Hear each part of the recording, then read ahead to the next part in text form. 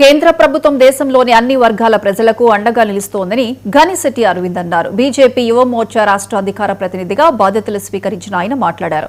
ముఖ్యంగా యువత, రైతులు, మహిళలు, పేద వర్గాల అభివృద్ధి లక్ష్యంగా అనేక సంక్షేమ అభివృద్ధి పథకాలను అమలు చేస్తోందని చెప్పారు.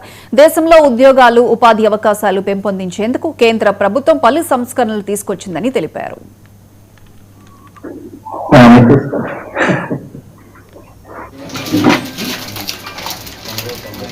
నరేంద్ర మోడీ గారి నాయకత్వంలో దేశ సుస్థిరతను, సమతుల్యతను, ఆర్థిక ప్రగతిను అందించాలనే ఒక సంక్లిష్టమైనటువంటి లక్ష్యంతో 2047 వికసిత భారత్ను చేరుకునే లక్ష్యంగా నరేంద్ర మోడీ గారి ఒక పథకాలు దేశవ్యాప్తంగా ప్రజారంజక పాలనలో ముందుకు వెళ్తా ఉన్నాయి.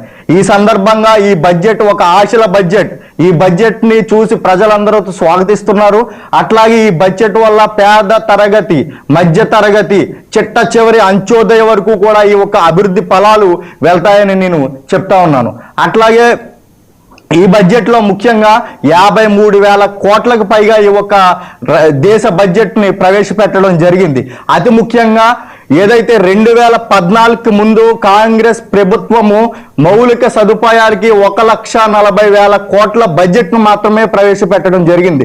కానీ ఈ ఒక్క దేశ ప్రధానమంత్రి గారి నేతృత్వంలో ఈ రోజు నాడు మౌలిక వస్తువులకి 12 లక్షల కోట్ల బడ్జెట్ ను ఈ రోజు ప్రవేశపెట్టి ఈ ఒక్క ప్రపంచ దేశాలన్నీ కూడా భారత్ వైపు చూసేటువంటి పరిస్థితి ఈ రోజు దేశంలో ఏర్పడిందంటే అది ఒక కేంద్ర ప్రభుత్వం ఒక ముందు చూపు చొరవని నేను చెప్తా ఉన్నాను. నరేంద్ర మోడీ గారి నాయకత్వంలో దేశ సుస్థిరతను, సమతుల్యతను, ఆర్థిక ప్రగతిను అందించాలనే ఒక సంక్లిష్ట